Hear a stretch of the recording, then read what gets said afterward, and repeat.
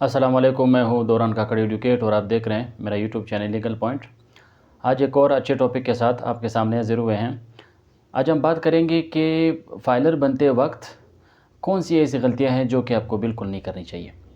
अगर वो गलतियाँ आप करेंगे तो आपका अकाउंट में बहुत से मसले बन सकते हैं। आपको माली नुकसान हो सकता है, आपको टेंशन हो सकती है, फिर उस अकाउंट को दोबारा रिकवर करने में आपका टाइम भी लग सकता है और फिर आपको दोबारा नए अकाउंट की तरफ जाना होगा, फिर वही प्रोसेस अपने दोबारा दोहराना होगा। तो ये गलतियाँ जो आज मैं बताने जा रहा हूँ, ये 5 गलतियाँ, इसको आप अपने ज़हन में रखें। इसीलिए वीडियो को स्किप बिल्कुल मत करें ताकि 5 के 5 पॉइंट जो मैं बताने जा रहा हूँ वो आपके ज़हन में रहे, आपको याद रहे। तो जब भी आप फाइलर बने जाएंगे तो ये गलतियाँ आप फिर कभी नहीं करेंगे। तो टॉपिक पे जाने से पहले अगर आप मेरे यूट्यूब चैनल पे नए हैं, आपने अभी तक सब्सक्राइब नहीं किया तो काइंडली चैनल को सब्सक्राइब करें ताकि इसी तरह दिलचस्प और अहम वीडियोस मेरे चैनल पे आते रहेंगे, उसका नोटिफिकेशन आपको बर वक्त मिलता रहेगा। अब मैं स्टेप वाइज चलूँगा। तो जो एंड में 2 अहम पॉइंट्स हैं जिनको आपने करना है, जिसको आपने भूलना नहीं है, वो आप ज़रूर याद रखें। सबसे पहले कि रिसर्च को कभी भी स्किप ना करें।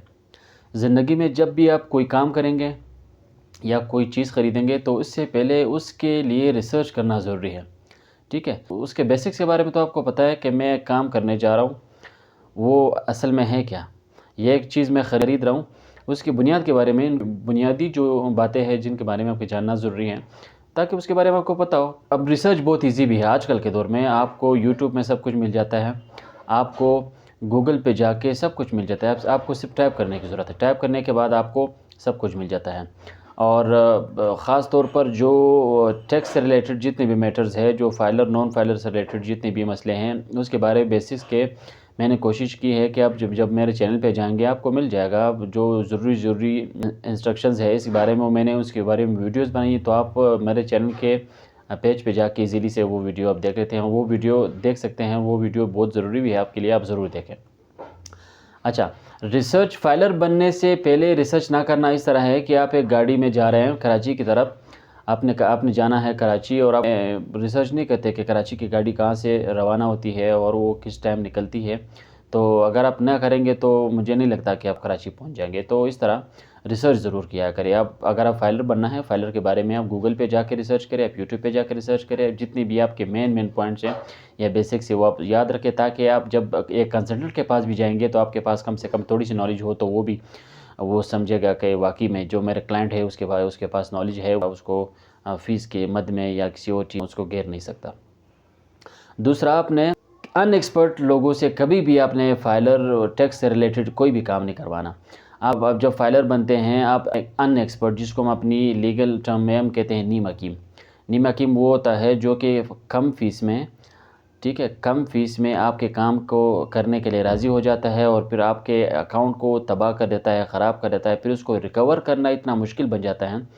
आपने एक बार अकाउंट बना लिया होता है, उसमें उन्हें ईमेल भी गलत दिया होता है, आपका नंबर भी गलत दिया होता है और बेसिक जो रिक्वायरमेंट्स होती है फाइलर बनने के लिए वो भी उसने गलत दिया होता है। तो अकाउंट का सत्यानाश कर देते हैं। फिर जब आप एक वकील के पास आते हैं या एक ऐसे एक्सपर्ट के पास आते हैं जो उसका काम ही यही हो, लीगल जो टैक्स से रिलेटेड काम करता हो, तो वो जब आपके अकाउंट को दोबारा सही करने में लग जाता है तो उसके लिए टाइम भी आपसे दरकार होता है और पैसे भी दरकार होती है। तो कभी भी पैसों के लालच में ये काम ना करें।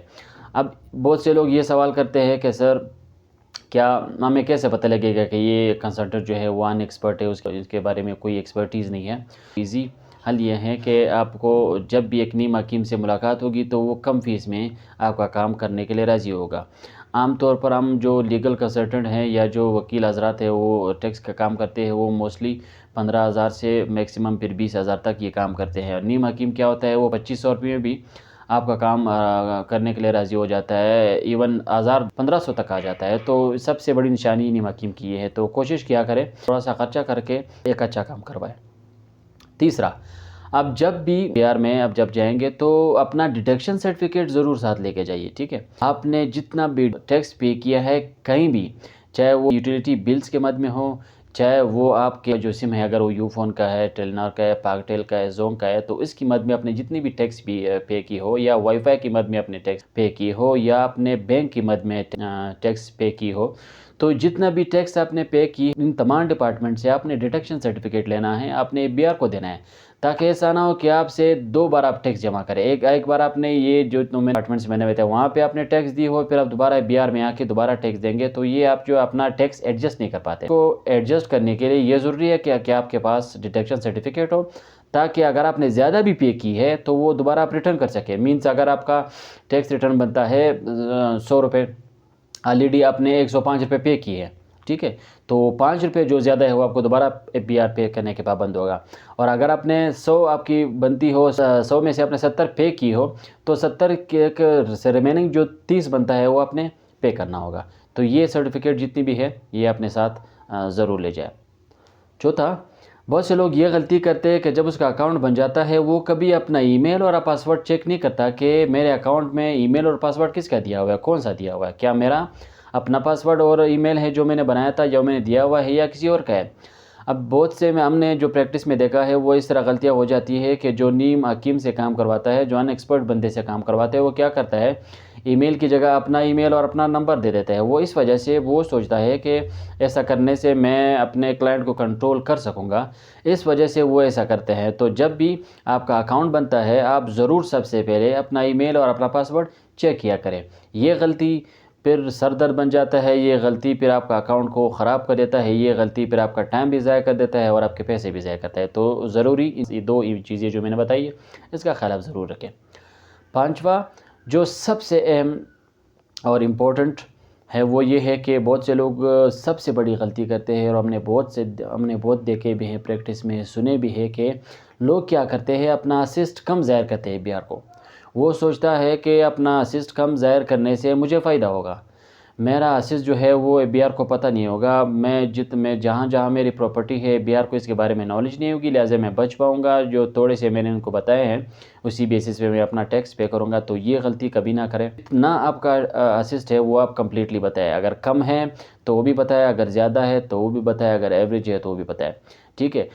بہت سے لوگ یہ بھی غلطیاں کرتے ہیں، اپنا اسسٹ زیادہ ظاہر کرتے ہیں، وہ اس وجہ سے وہ سوچتے ہیں کہ میں اگر زیادہ اسسٹ ظاہر کروں تو پھر میں اسی سال میں اور بھی لے لوں گا، اس سے مجھے منافع ہوگا، مجھے جو اس سال کی ٹیکس ہوگی اسی کے ریلیٹڈ میں پے کروں گا۔ تو یہ غلطی نہ کریں، نہ زیادہ بتائے نہ کم بتائے، جتنا ہے انفارمیشن جو ہے ABR کو دے، یہ آپ کے لیے بہت فائدہ ہوگا۔ اور یہ بھی اپنا سوچے کہ میں ABR کو نہ بتاؤں گا تو کون بتایا گیا، ایسا ہے نہیں۔ ABR کے علاوہ بھی آپ کو بلوا سکتا ہے، آپ کا اسسٹ اگر چیک کرنا چاہے وہ چیک کر سکتے ہیں۔ تو ABR کے پاس اور بھی بہت راستے ہیں آپ کے اسسٹ کو چیک کرنے کے لیے، تو یہ غلطی کبھی نہ کریں، کیونکہ موسٹلی آپ کو جو ٹیکس لگتا ہے وہ آپ کی انکم پہ لگتا ہے، آپ کے اسسٹ پہ نہیں لگتا۔ تو اس وجہ سے یہ جو میجر 5 غلطیاں میں نے بتائی ہے یہ نہ کرے۔ غلطیاں کرنے کے بعد آپ سر پکڑ کے بیٹھ جاتے ہیں اور ٹینشن میں آ جاتے ہیں، تو اس سے بہتر یہی ہے کہ یہ غلطیاں آپ نہ کریں اور جو پراپر وے ہے اس کو اڈاپٹ کریں۔ تو اسی طرح دلچسپ اور اہم ٹاپک کے ساتھ پھر ملتے ہیں انشاءاللہ، تب تک کے لیے آپ اپنا خیال رکھیں۔ اللہ حافظ۔